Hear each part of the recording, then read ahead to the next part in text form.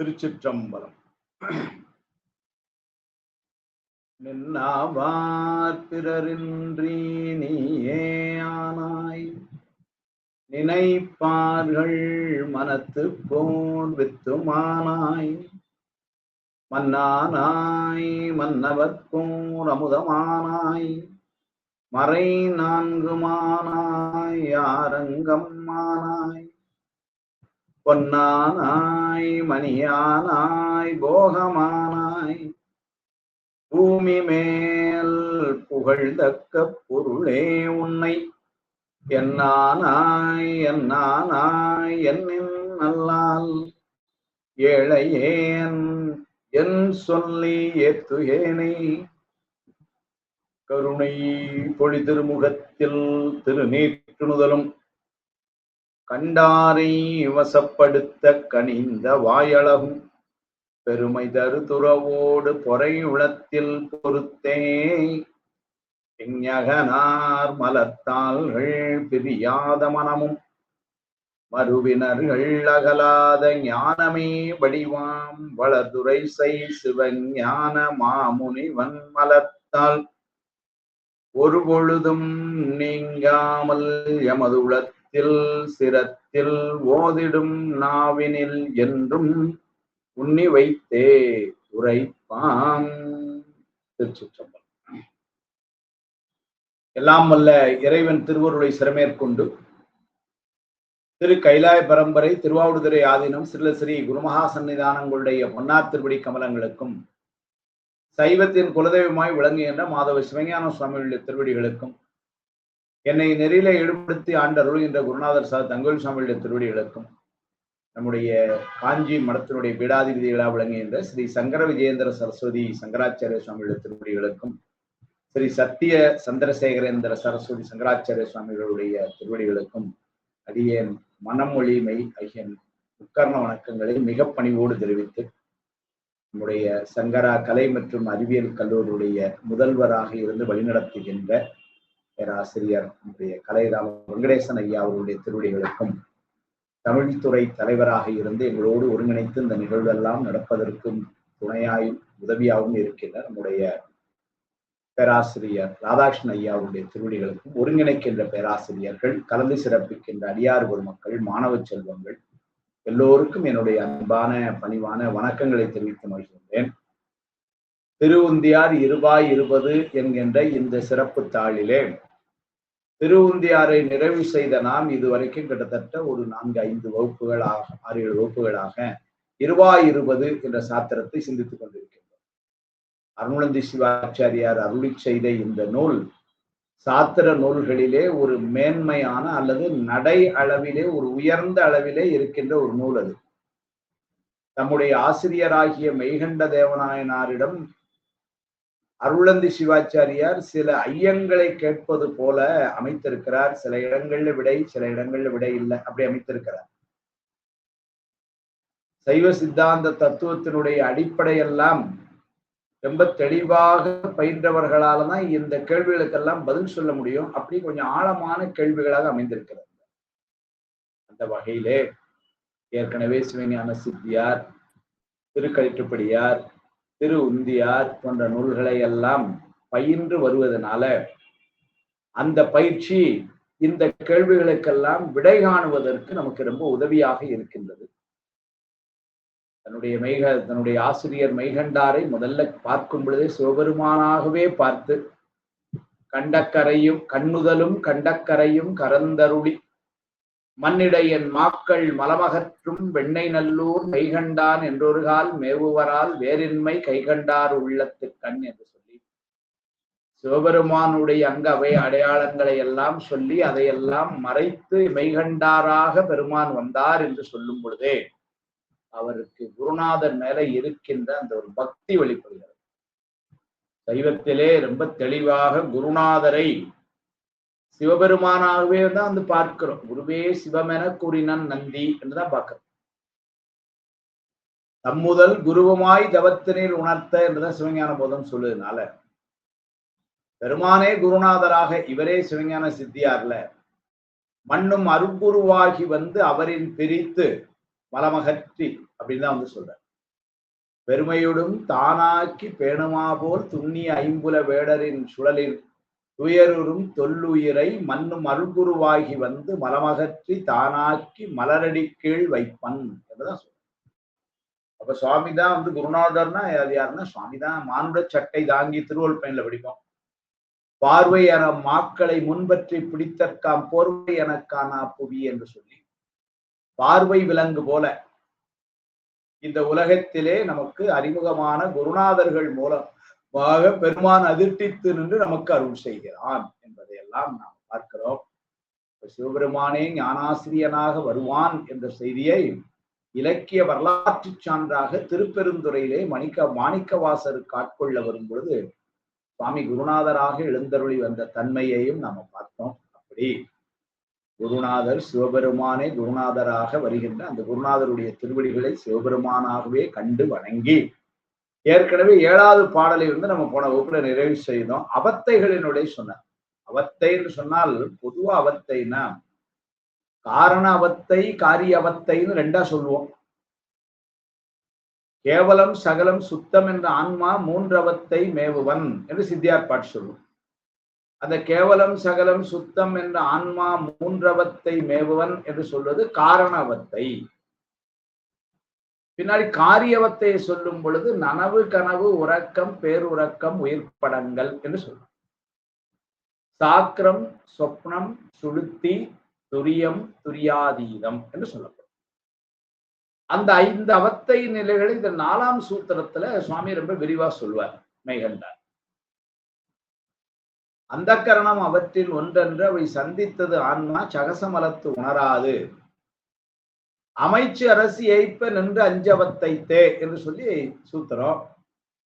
அந்த 5 அவத்தையில என்னெல்லாம் கருவிகள் தொழில்படும், அந்த நிலைப்பாடுகள் எப்படி இருக்கும் என்பதையெல்லாம் சூத்திரத்திலையும் சொல்றார். பின்னாடி வந்த இதே ஆசிரியர் சிவஞான சித்தியார்லையும் 4ஆம் சூத்திரத்துல அந்த பாடல்களை எல்லாம் நமக்கு தாரார். இங்க அதுல சில ஐயங்களை கேட்கிறார். 7வது பாட்டுல மொழிந்த அவத்தை முதல் அடியே நின்று ஆங்கு ஒளிந்தன 4ம் உணர இழிந்து அறிந்து ஏறிற்று இங்கு இல்லை எழில் வெண்ணை மெய் தேவே தேறிற்று என் கொண்டு தெரிந்து. இங்க இந்த மெய்கண்டநாத பெருமானே நனவு கனவு உறக்கம் பேருறக்கம் உயிர்ப்படங்கம் என்கின்ற இந்த 5 நிலையில முதல் அவத்தையாய் இருக்கின்ற நனவு நிலை 35 கருவிகள் செயல்படுகின்ற நனவு நிலையிலே அடியன் இருக்கின்ற பொழுது மத்த 4ஐயும் அடியன் அறிய முடியவில்லையே. இந்த விழிப்பு நிலையிலே கருவி கரணங்கள் இதுல இருந்து குறைகிறதும் இல்லை கூடுறதும் இல்லை. 35ஓடு இருக்கு. அதனால அது அவ்வாறு நிகழ்வதனால் என்னால வேற எதையும் உணர முடியவில்லை.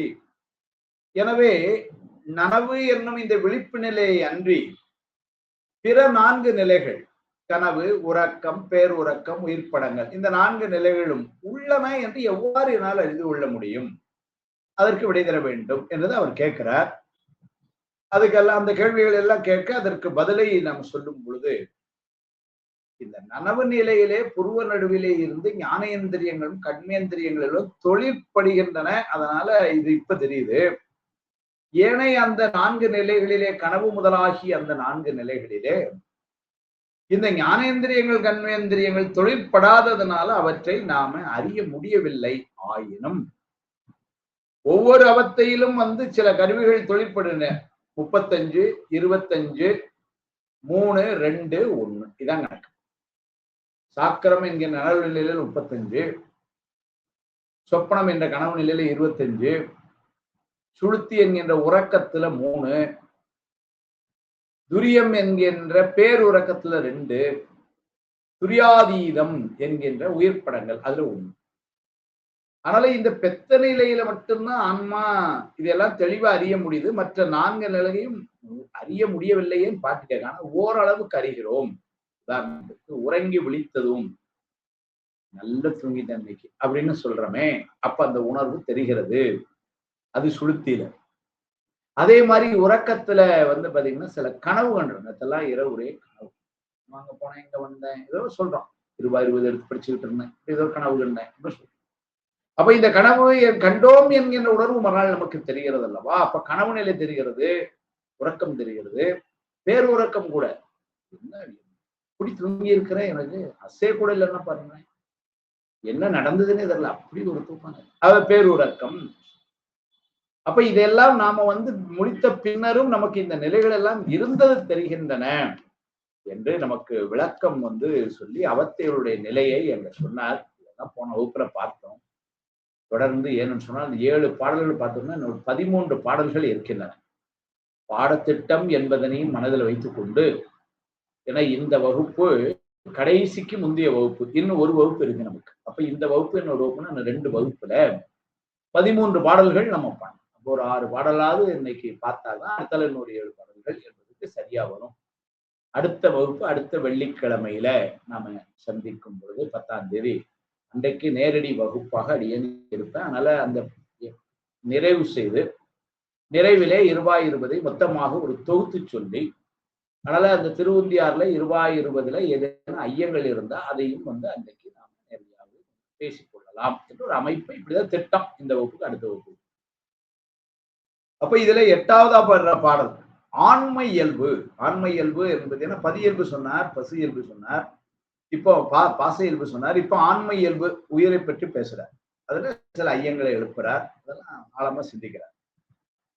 தெரித்தது என்கொண்டு என்னை உருத்திர பசுபதி கொடி செரியனேனையும் அடிமை செய்ய படிவம் கொண்டு வடிவு காட்டி இல்லா பெண்ணை ஆளும் வெண்ணை மெய்ய அவத்தையில் தெரித்தனாயின் அவத்தை தெரித்தாங்கு இருத்தலும் இளனே திருத்தும் காலம் முதலிய கருவியாயின் மாலும் பிரம்மனும் வந்தனை அடையார் ஓதும் காலை ஒன்றை ஒன்று உணரார் சேதனம் அன்று அவை பேதை செயலும் இச்சேதனவானால் செயல்கொள்ள வேண்டும் நல் போதம் அவற்றை புணர்வதை அறியேன் கருவித்திறனினும் காண்பதோர் ஒன்றாம் ஒருவுதல் அறியேன் உணர்விலன் ஆதலின் நின்கொடு கண்டனன் ஆயின் எற்கு கல்வி ஆயினை பெருமையும் இலவே யானே பிரம்மம் கோனே வேண்டா இன்னும் கேள்மோ மன்ன நின்னின் முன்னம் எந்தன் உணர்விலன் ஆதலின் என்னை காண்பினும் காண்பல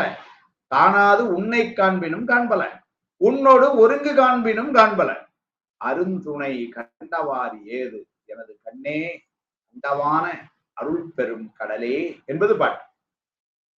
தெரித்தது என்கொண்டு என உருத்திர பசுபதி சங்கார கர்த்தாவாகிய பசுபதியே என்னை நான் அறியும் இடத்து எதனை கொண்டு அறிந்தேன். ஆன்மாவை பற்றி என்னை நான் அறிகிறேன், எதை கொண்டு அறிகிறேன்? அதாவது ஆன்மா என்று ஒரு பொருள் உண்டு என்பதை எப்படி நான் அறிகிறேன்? அஞ்ஞானியாகிய என்னையும் அடிமை கொள்ள வேண்டி மானுட சட்டை தாங்கி திருமேனி கொண்டு எழுந்தருளி திருவெண்ணை நல்லூரில் உரையும் மெய்கண்ட தேவ பெருமானே. அடிக்கடி நேரடி வகுப்புலையும் நான் சொன்னேன், அடிக்கடி அந்த ஒரு உணர்வு மட்டும் வரணும், நினைத்துக் கொள்ளணும். அப்பதான் இந்த உயர்வு நமக்கு புரியும். 65 வயசுல சகல ஆகம பண்டிதராக மெய்கண்டாருடைய தந்தையாருக்கு குலகுருவாக அந்த நிலையிலே இருந்த அருணந்தி சிவாச்சாரியார் மெய்கண்டாரை பார்த்து 3 வயசுல அந்த குழந்தையை பார்க்கும் என்ன பேசுறாரு, அஞ்ஞானியாகிய என்னையும் அடிமை உள்ள வேண்டி செடியனேனையும் அப்படிங்கிறார்.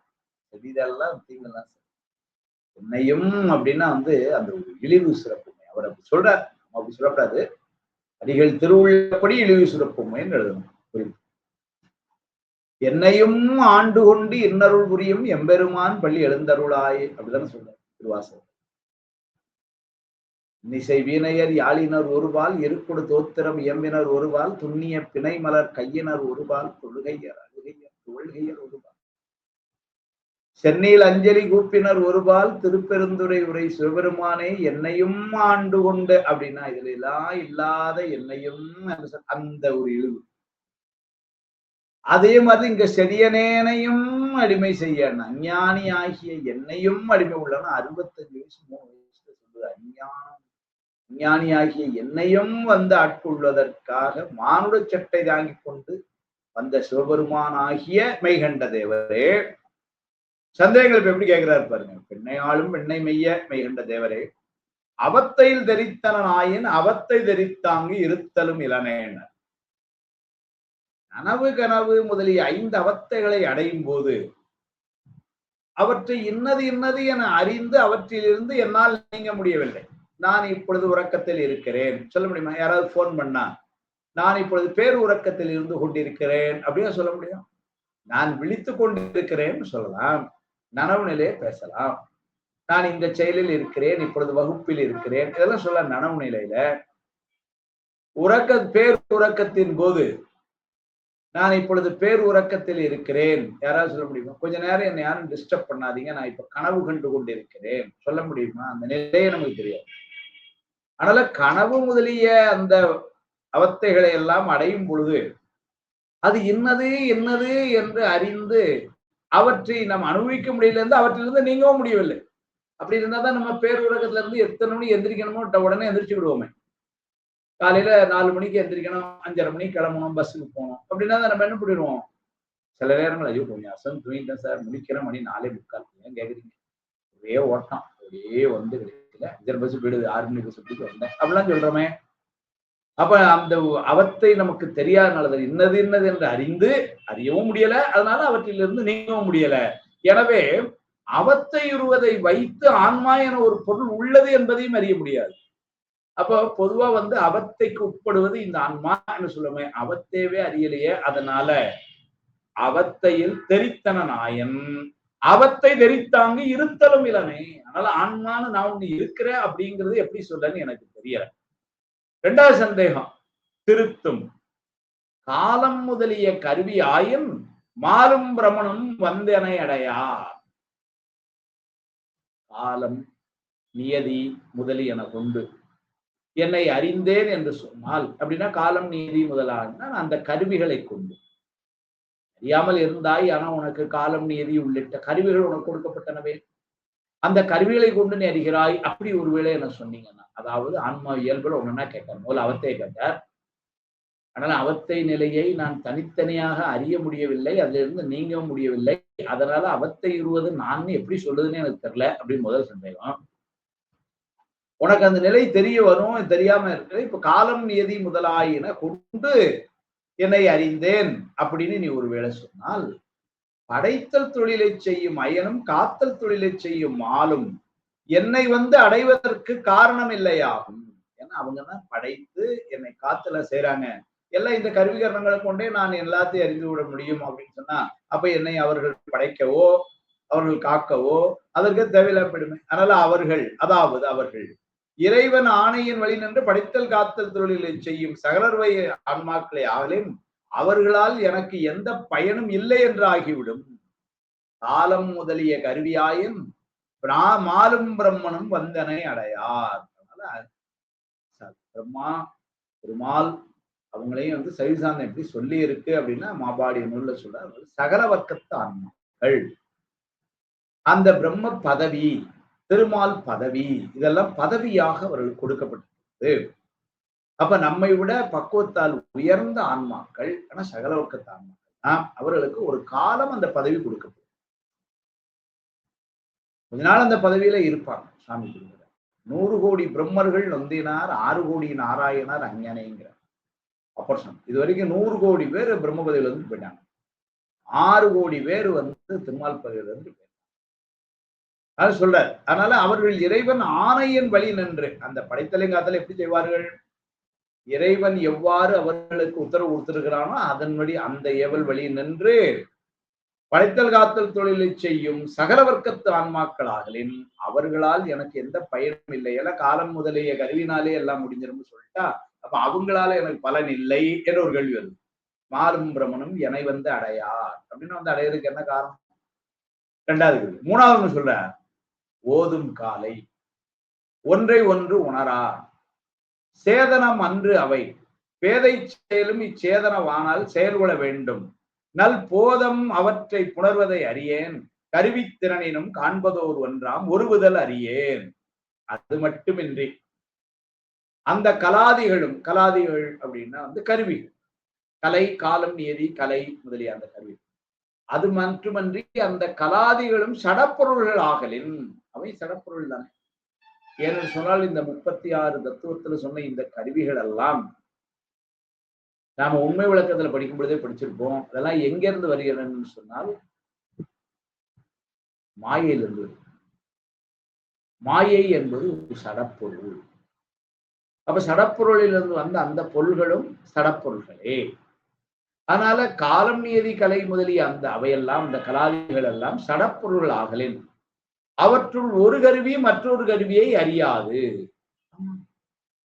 ஒரு கருவிக்கு இன்னொரு கருவியை அறிய முடியுமா? முடியாது அல்லவா? ஏனென்று சொன்னால் அவையெல்லாம் சடப்பொருள்கள். காலத்துக்கு தெரியுமா நியதியை பற்றி? நியதிக்கு தெரியுமா கலையை பற்றி? இல்லை. ஆனால் அவையெல்லாம் ஒன்று இன்னொன்று அறியாது.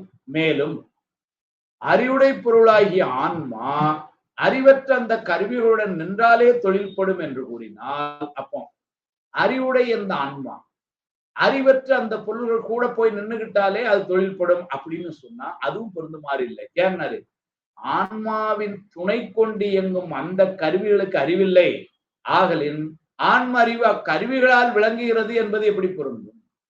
அந்த கருவிகளுக்கு அதெல்லாம் சடப்பொருள்கள். அவை இயங்குவதை இந்த ஆன்மாவை கொண்டுதான். விளம்பிய உள்ளத்து மெய்வாய் கண் மூக்கு அளந்து அறிந்து அறியா அப்படின்னு நாமாக அது அறிந்து அறிய முடியாது. தம்மை தாம் அறியா, தம்மை வளர்த்த என்ற ஆன்மாவையும் அறியா. அதனால ஆன்மாவின் துணை கொண்டியும் அந்த கருவிகளுக்கு அறிவில்லை ஆகலின் ஆன்ம அறிவு கருவிகளால் விளங்குகிறது என்பது எப்படி பொருந்தும்?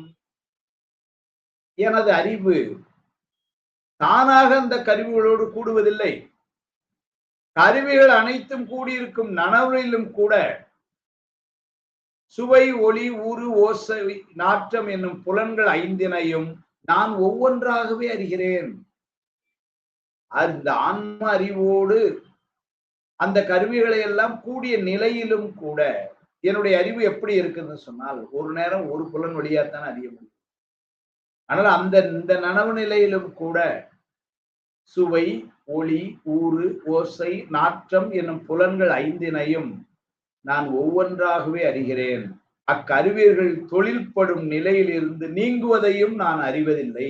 அந்த கருவிகள் எப்ப தொழிற்படாம அதையும் நான் இப்பொழுது அறிவதில்லை. இதெல்லாம் சொல்ற சொல்லிட்டு இதே ஒரு சந்தேகமா கேட்டு அடுத்த கேள்வி கேட்கிறாரு. உணர்விலன் ஆதலின் நின்கொடு காண்டனன் நாயன் எற்கு கருவி ஆயினை பெருமையும் இலவே யானே பிரம்மம் கோனே வேண்டார். ஒரு கேள்வி கேட்கிறார். கருவிகளின் உதவிகளை கொண்டே எனது அறிவு விளங்கும் அப்படின்னு சொன்னா, கருவிகளின் உதவியின்றி எனது அறிவு விளங்காது, கருவிகளின் அறிவு கொண்டே என்னுடைய அறிவு விளங்கும் என்று கூறினால், அறிவித்தால் அறியும் தன்மையுடைய நான் உன்னால் எதையும் உன்னிடமிருந்து எதையும் அறியவில்லை என்றாகிவிடுமே.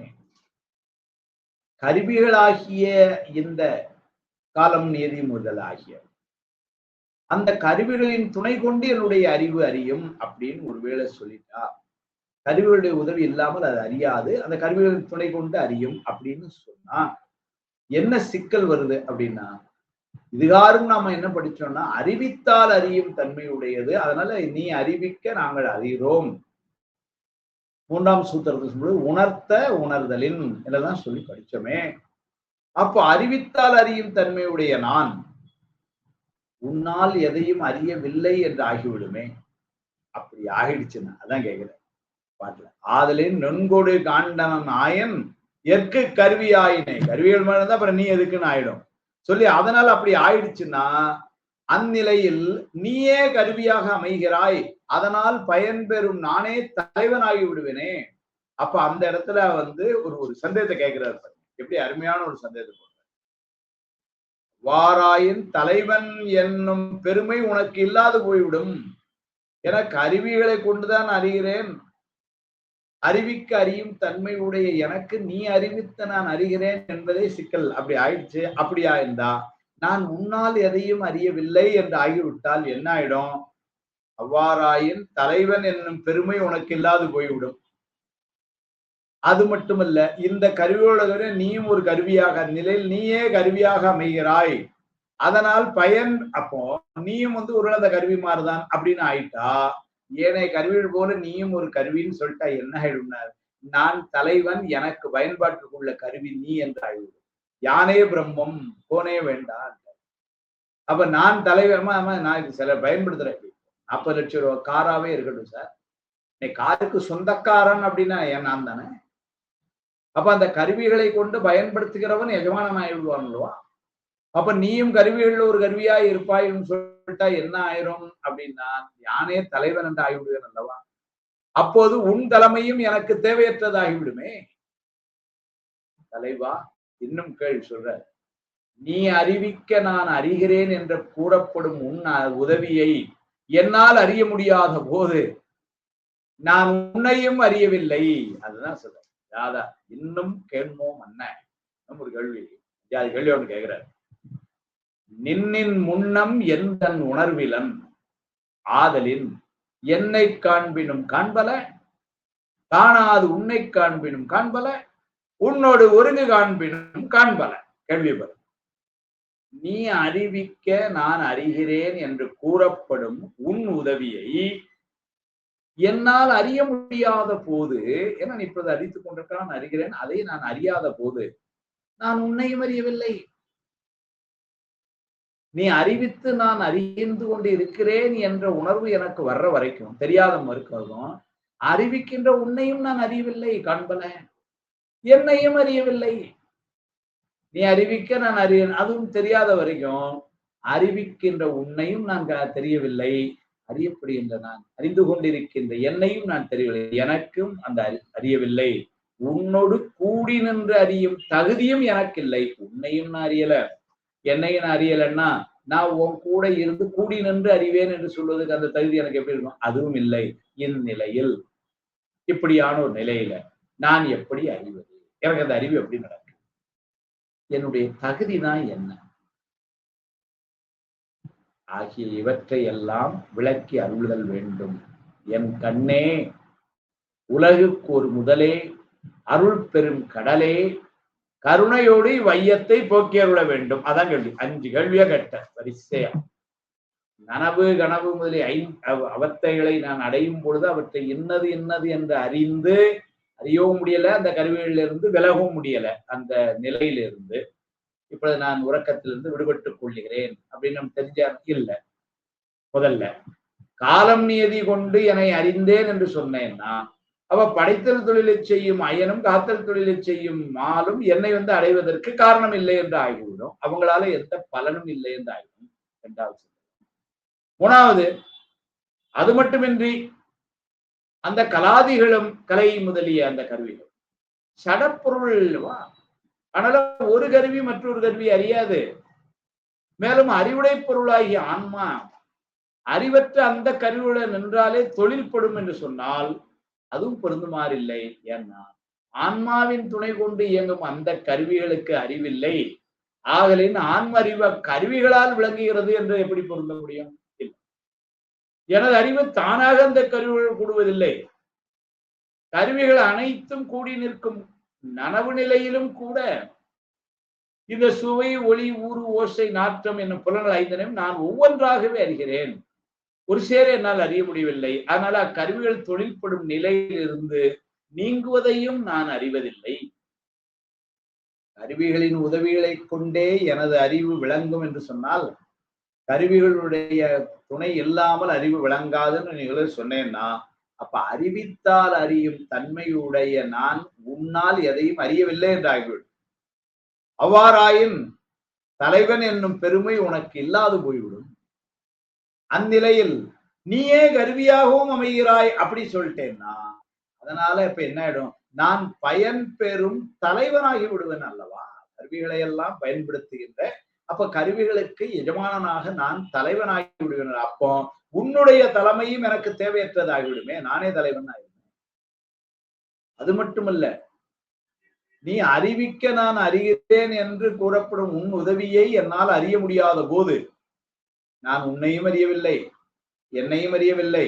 ஆனாலும் உன்னோடு கூடி நின்று அறிகின்ற அந்த தகுதியும் எனக்கு விளங்கவில்லை.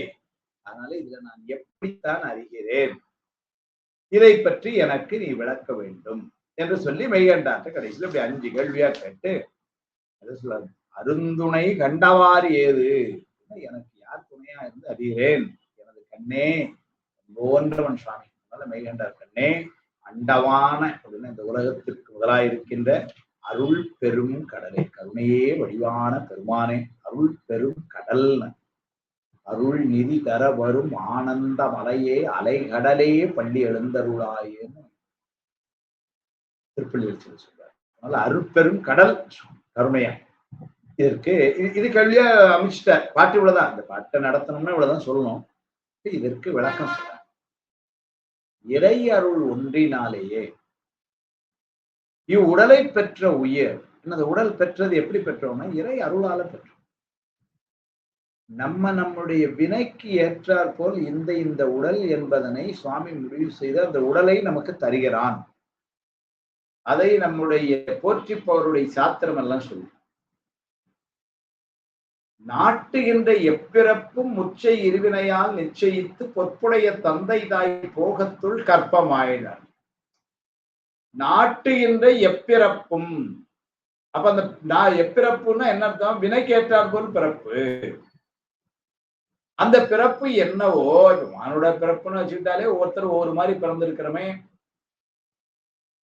எல்லாரும் தோற்றத்துல ஒரு மாதிரி இல்லையே, அத சொல்றாரு. அதனால நீ இறையருள் ஒன்றினாலேயே இவ்வுடலை பெற்ற உயிர் இறைவன் திருமேனி கொண்டு எழுந்தருளி வந்து அறிவித்தால் அன்றி எதையும் அறிகின்ற சுதந்திரம் உடையது அன்று. வந்து நம்ம எல்லாத்தையும் அறிந்துட்டோம்னு சொல்ல முடியல. ஏன்னா கேவலத்துல இருந்து சகலத்துக்கு எடுத்துட்டு வந்திருக்கிறான் சுவாமி. என்னைக்கு இதுகாரும் வரைக்கும் உள்நின்று உணர்த்து என்ற பெருமான் மானுட சட்டை தாங்கி குருநாதராக முன்னின்றும் வந்து உணர்த்துகிறானோ அன்னை தான் நம்மை பற்றி நம்ம முழுமையா அறிய இருக்கிறோம்.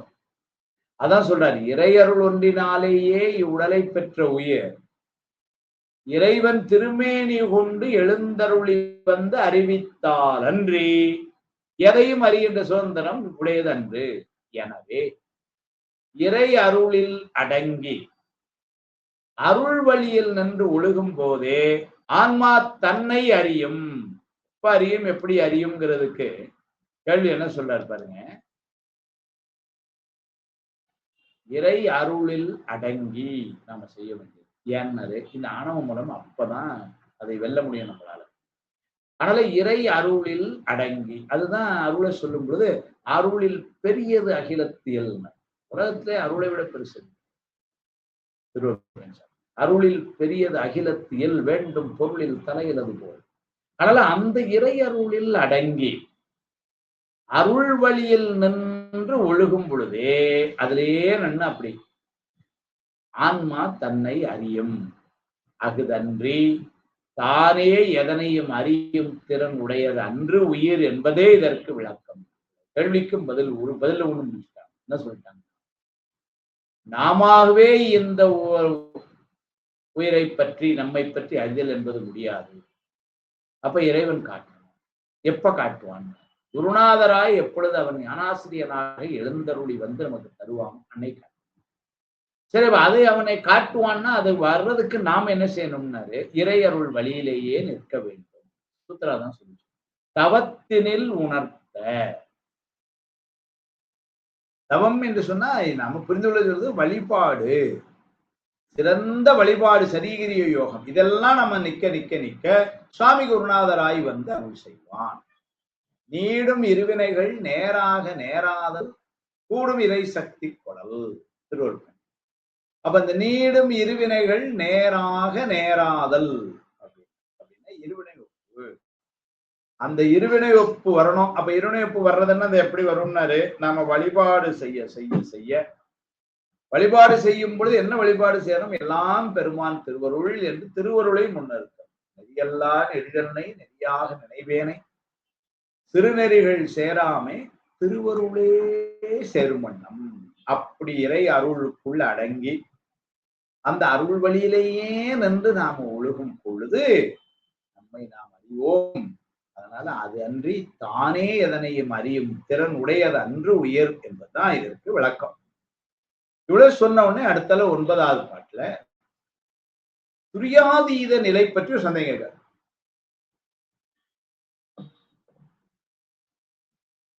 இவ்வளவு நேரம் 8 பாட்டுல பதியல்பு சொல்லிட்டார்.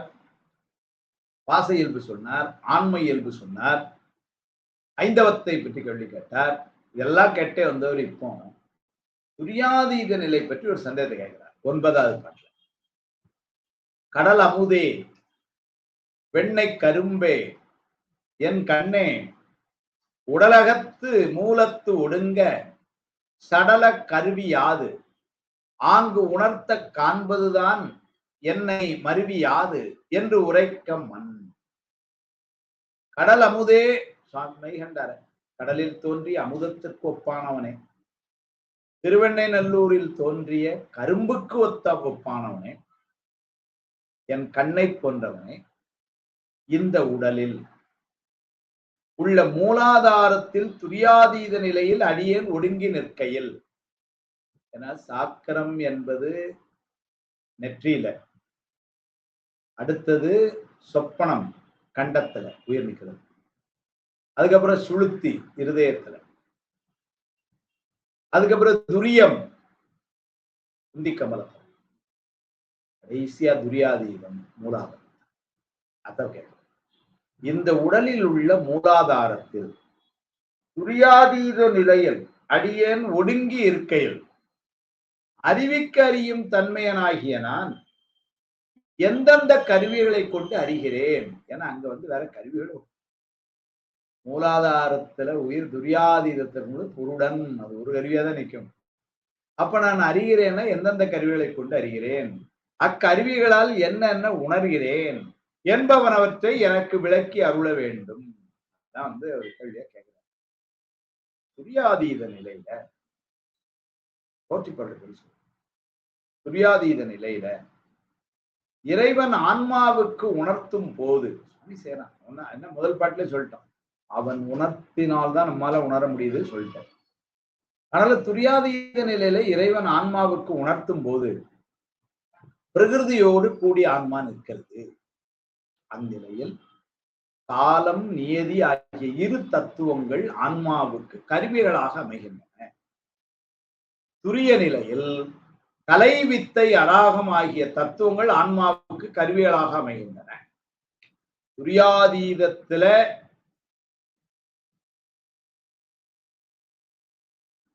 காலம் நீதி ஆகிய 2 தத்துவங்கள் ஆன்மாவுக்கு கருவியா கொடுக்கப்படும்.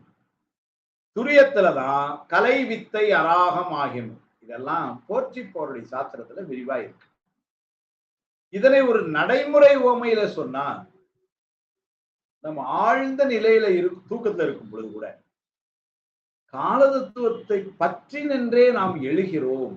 ஏன்னா நீங்க எந்திரிச்ச உடனே பாருங்க, எல்லாரும் பொதுவா கேட்கறீர்கள், மணி என்னாச்சு அப்படிதான் கேட்கிறோம். அப்ப அந்த கால தத்துவம் அதுல எந்திரிக்கும் பொழுதே மணி என்ன இருக்கும் என்பதை நாம அறிய ஒரு ஆசை இருப்பதனால இந்த உண்மை தெரியும். ஆழ்ந்த நித்திரை அப்படிங்கிறது சுளுத்தி நிலை என சொல்லாம பேருறக்க நிலை.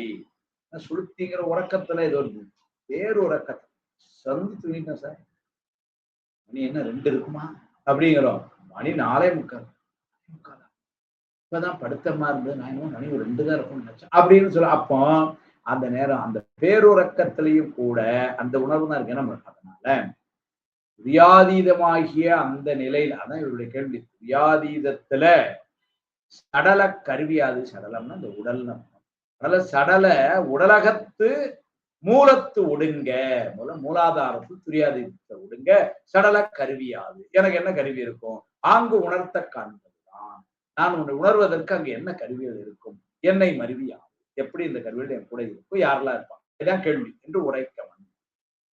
துரியாதீத நிலையில ஆன்மாவுக்கு உணர்த்தும் போது பிரகிருதியோடு கூடி ஆன்மா உணர்கிறது. அந்நிலையில் காலம் நீதி ஆகிய இரு தத்துவங்கள் ஆன்மாவுக்கு கருவிகளாக அமைகின்றன. துரிய நிலையில் கலை வித்தை அராகம் ஆகிய தத்துவங்கள் ஆன்மாவுக்கு கருவிகளாக அமைகின்றன. இதெல்லாம் போற்றி போருடைய சாஸ்திரத்துல விரிவா சொல்றார். அதுல நம்ம தெரிந்து கொள்ளலாம். சொன்ன அடுத்த பகுதி எங்க போறார், பாச நீக்கம். ஏன்னா ஆன்மாவை பற்றி சொல்லியாச்சு, பாசத்தை பற்றி சொல்லியாச்சு, பசு பற்றி சொல்லியாச்சு.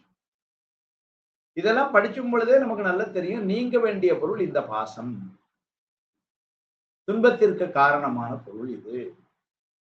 பின்னாடி முக்தி இன்பம் என்று சொல்லும் பொழுதே நம்ம என்ன சொல்றோம்னா பாச நீக்கமும் சிவப்பேரும் அப்படிதான் சொல்றோம்.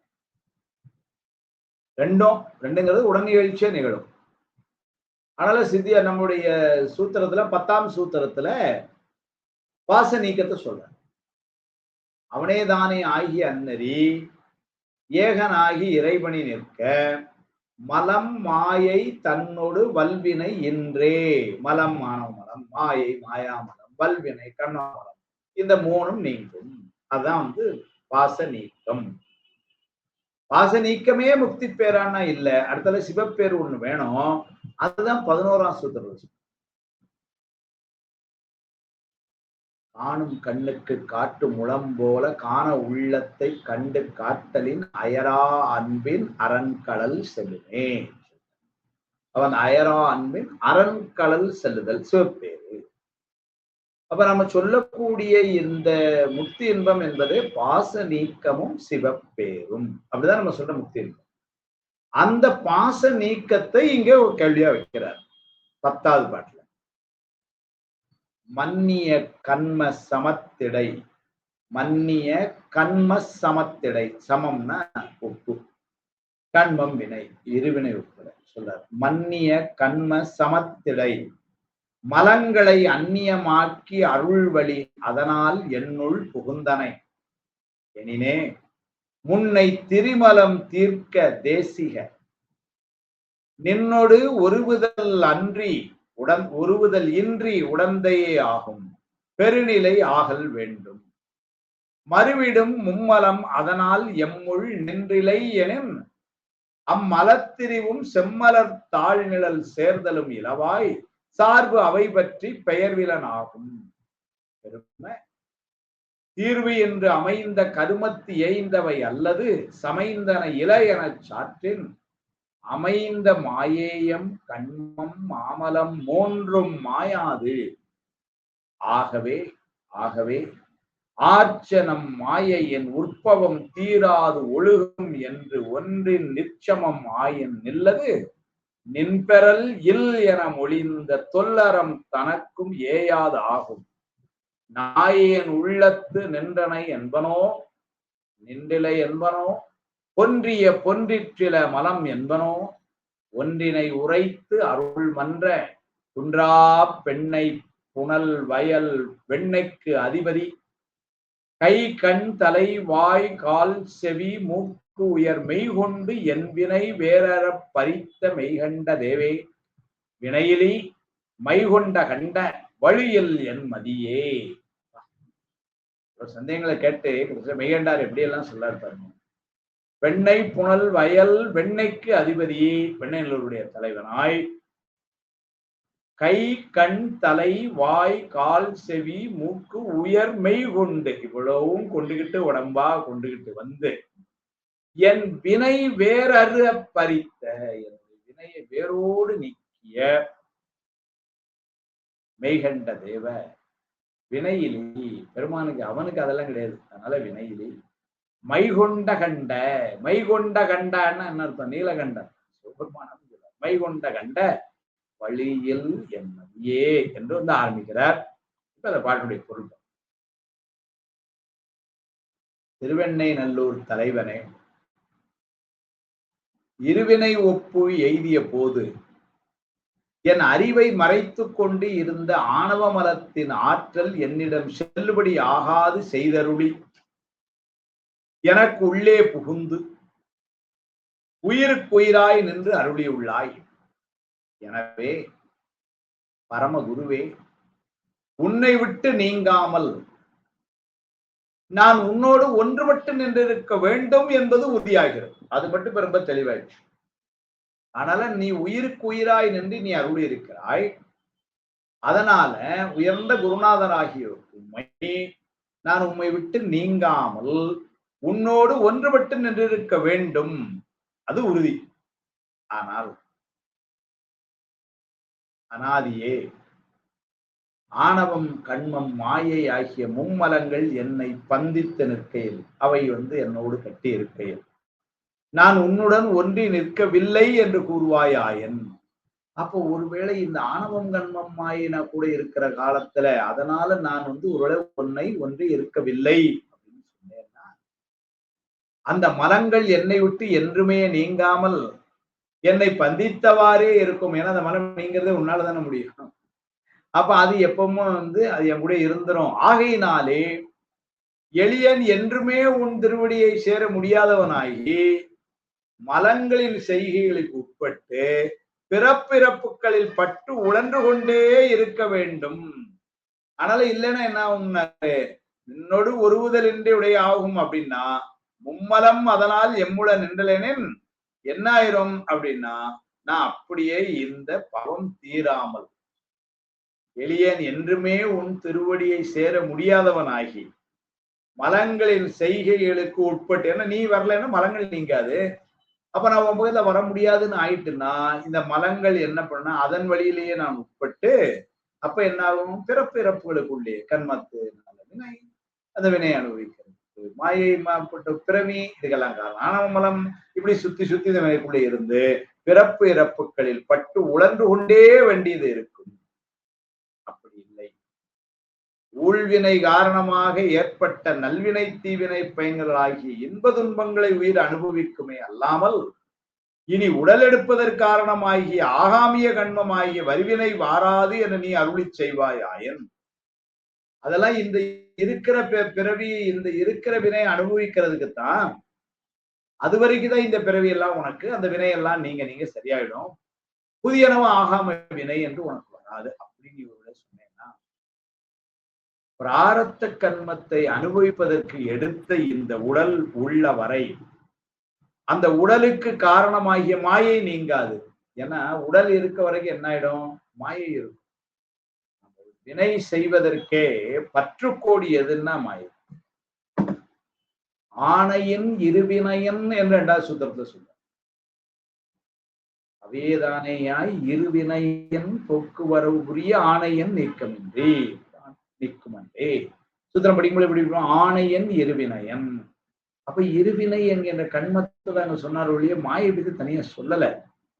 ஆனா மாயையும் உண்டுங்கிறதுக்கான பிரமாணம் அந்த சூத்திரம். ஏன்னாரு, வினை என்று சொன்னாலே வினைக்கு பற்றுக்கூடியதுன்னு மாயை தான். மாயை பற்றி தானே வினை செய்யுது. வினை செய்யறதுக்கு ஒரு உடம்பு, செய்யறதுக்கு ஒரு இடம், உலகத்துல எல்லாம் மாயை தானே. அதனால மாயை பற்றுக்கூடா இருக்கப்ப வினைன்னு சொல்லிட்டாலே பின்னாடி கூட இருக்கிற மாயையும் தொட்டு தொட்டு வந்துருது. அதாங்க சொல்ற. ஊழ்வினை ஏற்பட்ட ஊழ்வினை ஆர்த்த கண்மத்தை புசிப்பதற்கு எடுத்த உடல் உள்ள வரை அந்த உடலுக்கு காரணமாகிய மாயை நீங்காது. மாயை நீங்காததுனால கண்மமும் நீங்காது. ஏன்னா மாயை இருந்தாலும் அனுபவிக்கிறது, கண்மம் நீங்காது. மாயையும் கண்மமும் நீங்காவாயன் ஆணவமலமும் உயிர் அறிவை மறைத்து கொண்டு இருக்கும். அப்படிதானே? ஏன்னா உயிரினுடைய அறிவை அனாதியாகவே ஆணவம் பற்றி இருக்கு, மறைத்திருக்கிறது. அப்ப அந்த மறைத்தலிலிருந்து வெளிவருவதற்குத்தான் சுவாமி என்ன பண்றான், மாயிலிருந்து இந்த உலகம் உடல்லாம் கொடுத்து கண்மத்திலிருந்து செயல்திறனை கொடுத்து அதெல்லாம் இந்த அப்போ கண்மம் என்கின்ற செயலை கொண்டு மாயை என்கின்ற இந்த தளத்திலே நாம் செயல்பட ஆணவமலத்தினுடைய பிடி தளரும். அப்போ உயிர் வெளிச்சம். இப்ப இந்த ஆணவம் இந்த மாயையும் கண்மமும் நம்ம விட்டு நீங்காம அப்படியே இருக்கும்னு சொல்லிட்டா ஆணவமலமும் உயிர் அறிவை மறைத்து கொண்டே இருக்கும் என்று சொல்ல வேண்டி வந்துடும். அப்ப இவ்வாறாக 3 மலங்களும் தமக்கு கேடில்லாமல் இருப்பதனால் ஆகாமிய கண்மங்கள் பெருகி என்ன ஆயிரும், மேலும் மேலும் பிறவிக்கு பெறும். ஏன்னா இந்த மலங்களுக்கு கேடு இல்லைன்னு ஆயிடுச்சுன்னா ஆகாமிய கண்மங்கள் பெருகி அதன் காரணமாக உயிர்க்கு பிறப்பும் இறப்பும் மீண்டும் மீண்டும் தொடர்ந்து வரும். ஆகாமிய வேற என்ன உணரு, வினை இருந்தா பிறகு மாறி மாறி பிறப்பு இறப்பு பிறப்பு இறப்பு மாறி மாறி இந்த மும்மலங்களும் உன்னை போல், குருநாதர் கேட்கிறார், உன்னை போல் அனாதியே உள்ளமையால் அவற்றிற்கு என்றும் கேடில்லை. அப்படியானால் உனக்கு ஒப்பாக ஒரு பொருளும் இல்லை என்னும் முன்னோர் வாக்கும் பொருந்தாதாகிவிடும். அந்த 3 மலங்களும் அப்படியே தான் இருக்கும். ஏன்னு சொன்னால அனாதி, அவன் அனாதி அப்படின்னு சொன்னதுனால அப்போ நீ எல்லாவற்றிற்கும் மேலான பொருள் அப்படி சொல்ல முடியலையே. இதுக்கு முன்னாடி நூல்களை படிக்கும் பொழுது ஒண்ணு அப்படித்தானே படிச்சோம். பலகலை ஆகமம் வேதம் யாவையனும் கருத்து பதிபசுபாசம் தரித்தல் பதிபரமே, பதிதான் உயர்ந்த பொருள் என்று படிச்சோமே. இப்ப எல்லாம் அனாதி நீயும் அனாதின்னு சொன்னா அப்ப அதுல இருந்து நீ ரொம்ப உயர்ந்த பொருள்னு சொல்ல முடியாதல்லவா ஆகிவிடும். நீ உயர்ந்த பொருள் என்று இதுகாரும் சொன்ன நூல்கள் அப்ப அதெல்லாம் பிழை என்பதல்லவா ஆகிவிடும் ஒரு கேள்வி. எனவே அடியனை விட்டு அனாதியே நீ நீங்காது இருக்கிறாய் என்று கொள்வதா, அல்லது அடியனிடத்து அனாதியே நீ நிற்கவில்லை என்று கொள்வதா, ஆணவ மலம் முக்தியில் கெட்டது என்று கொள்வதா அல்லது கெடவில்லை என்று கொள்வதா, இதனை எவ்வாறு கொள்வேன்? இதெல்லாம் எனக்கு சந்தேகம். இதுவரைக்கும் இருக்கிற பிரச்சனை வச்சு அதனால நீ அனாதியாகவே நீ நீங்காது என்னுடன் இருக்கிறாய் என்று சொல்லவா, என்ன சொன்னா இந்த மலம்லாம் எப்படி வந்ததுன்னு கேள்வி. அல்லது அனாதியே நீ நிற்கவில்லை என்று சொன்னேன்னா அப்ப எப்ப வந்தேங்கிற ஒரு கேள்வி. ஆணவ மலம் முக்தியில கெட்டது அழிந்துவிடும் அப்படின்னு சொல்லவா, அல்லது கெடவில்லைன்னு சொன்னா கெடலைன்னா இப்ப திரும்பவும் பஞ்சாயத்து தானே, அது உன்னுடைய தொந்தரவு இருக்குமே, இப்படி ஒரு கேள்வி. அதனால இந்த வினாக்களை எல்லாம் எனக்கு தெளிவுபடுத்தி அருள வேண்டும் என்று கேட்கிறார்.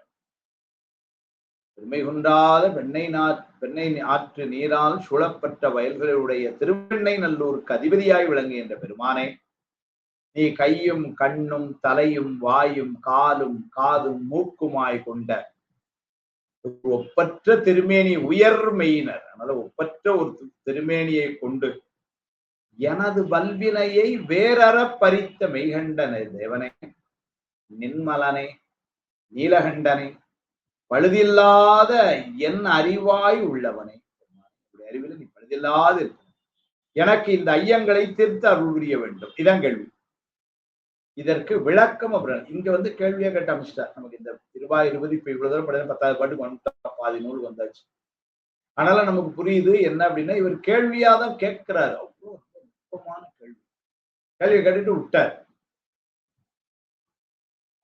படிக்கின்ற நாம் எல்லாம் சிந்திக்கும் பல்வேறு நூல்களை தேடியும் அதில் இருந்து இந்த விடைகளை எல்லாம் தெரிந்து கொண்டு அந்த முயற்சி செய்து தெரிந்து கொண்டால் சைவ சித்தாந்தத்துல நமக்கு ஒரு தெளிவு கிடைக்கும். இதுதான் அருள்நிதி சிவாச்சாரியாருடைய கருணை.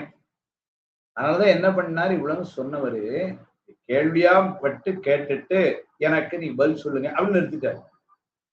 இப்ப நாம அதை வெறுத்த அது பதில் சொல்ல.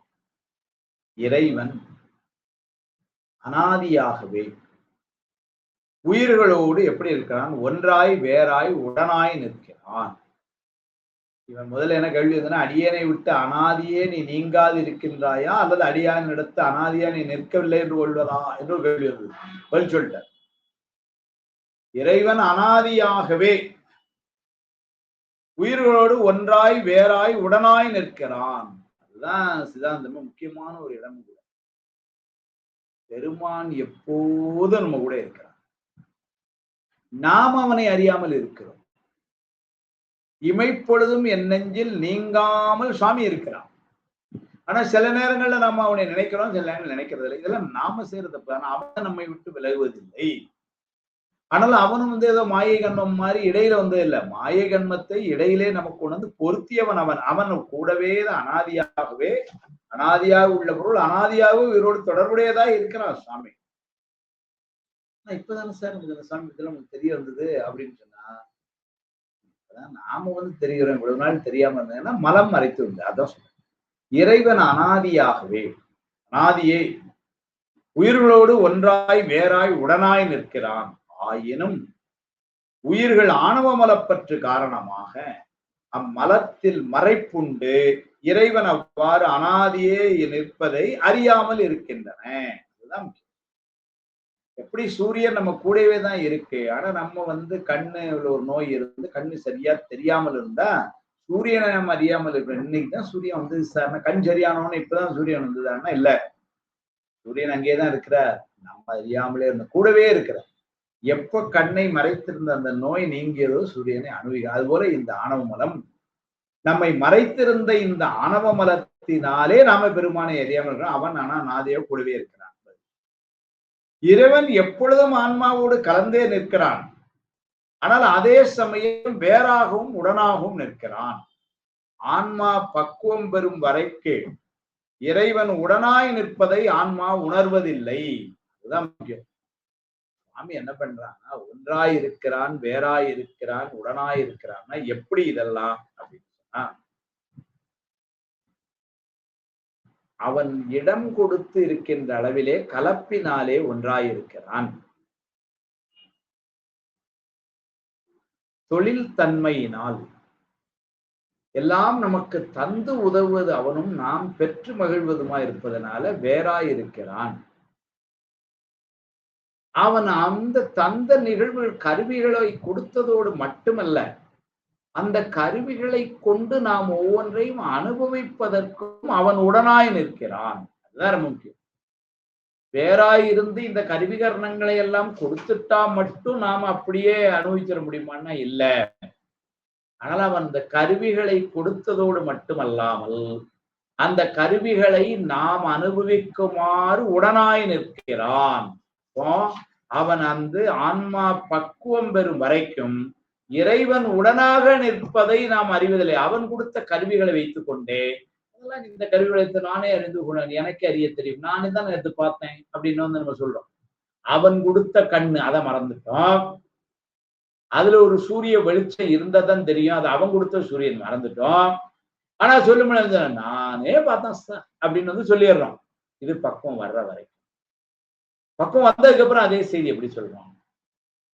அவன் நான் பார்க்குமாறு காட்டினான் சார், இல்லைன்னா நானவன், இல்லைன்னா நான் எப்படி காண்பார் யார் கண்ணுதலாய் காட்டாக்காலே அப்புறம் சொன்ன.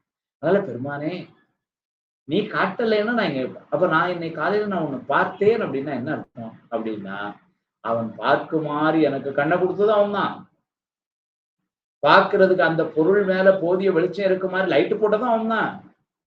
லைட்டும் இருந்து கண்ணும் இருந்தால் மட்டும் பார்த்துட முடியாது நம்மளால. அப்ப அந்த பொருளை நாம் பார்க்குமாறு உடனாய் நிற்கிறான். அதுதான் வந்து அருமையா ஒரு வார்த்தை சொன்னாரு. ஆன்மா பக்குவம் பெறும் வரைக்கும் இறைவன் உடனாக நிற்பதை ஆன்மா உணர்வதில்லை. அது பக்குவம் பெற வேண்டும் என்பதற்காகத்தான் இறைவன் என்ன பண்றான்னு தன்னுடைய திரோதான சக்தியின் மூலமாக மறைத்து நின்று ஆன்மாவுக்கு இன்ப துன்பங்கள் அந்த அனுபவங்கள் ஏறும்படி செய்கிறான். ஏன்னா ஆணவ மலம் தொழில்படணும். ஆணவ மலம் தொழில்படலைன்னா மறைச்சானோ மறைச்ச மாதிரி நின்று அதை கொஞ்சம் தொழில்படுத்தணும். தொழில்படுத்துறது எதை கொண்டு செய்யறான்னு தன்னுடைய திரோதான சக்தினால செய்ய. அதனால இறைவன் தன்னுடைய திரோதான சக்தி மூலமாக மறைந்து நின்று ஆன்மாவுக்கு இன்ப துன்பங்கள் அனுபவங்கள் வருமாறு செய்கிறான். இது உடனாய் நின்று வீடு பெற்ற நிலையில ஆன்மா இறைவனை உணர்கின்ற நிலையை எதுகிறது. அப்பதான் சுவாமி உணர்ற அந்த நிலைக்கு போறோம். ஆணவ மலம் இறைவன் முன்னிலையில் செயல்பட முடியாமல் வலிகுன்றி விடுகிறது. அப்ப இந்த திரோதான சக்தியினால் ஆன்மா இந்த ஆணவ மலத்தை தொழிற்பட செய்து அந்த வினைகளுக்கு தக்கவாறு நமக்கு அனுபவங்களை கொடுத்து அந்த அனுபவங்களின் வாயிலாக நம்முடைய பக்குவத்தை உயர்த்தி என்பதனாலே ஆணவ மலம் இனிமேலும் நம்மை மறைக்க முடியாது என்கிற நிலைக்கு நம்மை உயர்த்தி. இதெல்லாம் யாரு சாமி? அந்த நிலை வந்தவுடன் அதே பெருமான் திரோதான சக்தியாய் பெருமான் இப்பொழுது அருள் சக்தியாய் என்ன பண்ணாரு? திரோதான சக்தியாய் இருக்கும் காலத்தில் தன்னை மறைத்து கொண்டு ஆணவத்தை தொழில்படுத்தி உலகத்தை எல்லாம் நாம் அனுபவிக்குமாறு செய்து அதனால் அந்த அனுபவம் வர வர வர வர வர ஆணவத்துடைய வெளியுண்டு. இப்ப அந்த நிலை எய்திய பின்னர் என்ன பண்றான்? அதே பெருமான் தனது அருள் சக்தியால் உலகத்தை மறைத்து தன்னை காட்டுகிறான். அப்ப இறைவனை அறிந்து இறைவனை உணர்கின்ற நிலைக்கு இந்த ஆன்மா உயர்கிறது. அப்ப இறைவனுடைய தன்மையினால் அவனுடைய கருணையினால் இவ்வாறுனால இந்த ஆணவ மலத்தினுடைய வலிமை அங்கு எடுபடவில்லை. அதனால முன்னால ஆணவ மலத்தால தாக்குண்டு கிடந்த நாம் இப்பொழுது இந்த உயர்வினாலே ஆணவ மலத்துடைய தாக்கம் நம்மில் ஒன்றும் செய்யாது. அதுதான் மல பரிபாகம். ஆன்மா நம்மை தாக்காதுங்கிற அந்த ஆணவ மலம் நம்மை தாக்காதுன்னு வந்துட்டதுனால ஆணவ மலம் நம்மை தாக்கவில்லைன்னு என்ன நம்ம இறைவனை சொல்லி அடைவோம். அதாங்க சொல்றாரு. அதனால வீடு பெற்ற நிலையில் ஆன்மா இறைவனை உணர்கின்ற நிலையை எதுகிறது. ஆணவ மலம் இறைவன் முன்னிலையில் செயல்பட முடியாமல் வலியுன்றி நிற்கிறது. எனவே ஆணவ மலம் தன்னுடைய வலி அப்படியே அது இருந்தாலும் ஞாயிற்றின் முன் இருள் போல இறைவன் திருவருள் முன் வலி குன்றி கிடக்கின்றது. இறைவனுடைய திருவருள் முன்னால இந்த ஆணவம் செயல்பட முடியாது. அப்ப இந்த அஞ்ஞான மயக்கம் என்று இவர் கேட்ட இந்த கேள்விக்கெல்லாம் பதில் என்ன என்று அஞ்ஞானத்தினுடைய பதில் தான் அதை அமைக்கிறார்.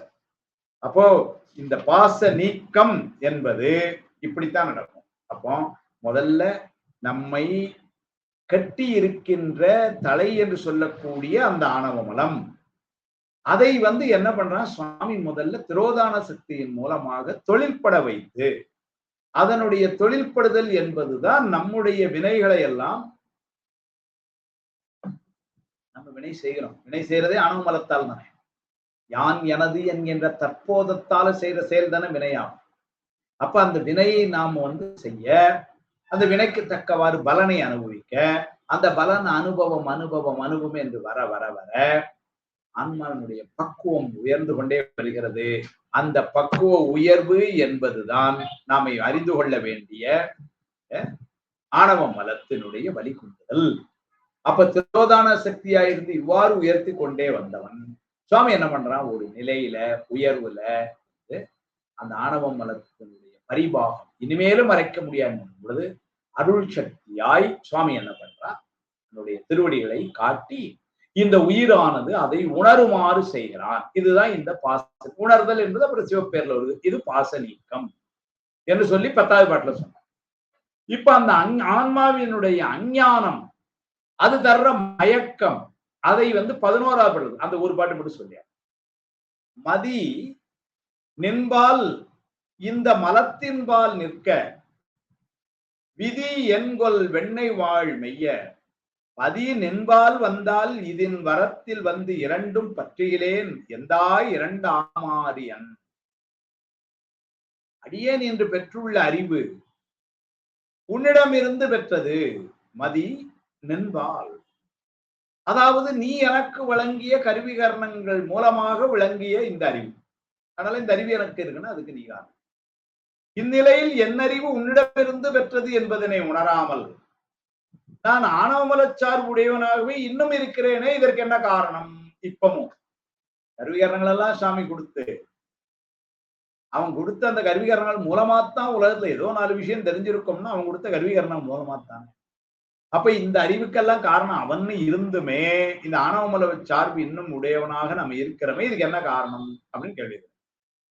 திருவெண்ணைநல்லூரில் எழுந்தருளியிருந்து எளியேனை வாழ்வித்து அருள் மெய்கண்ட தேவனே அப்படின்னு இதுக்கு பதில் சொல்லு.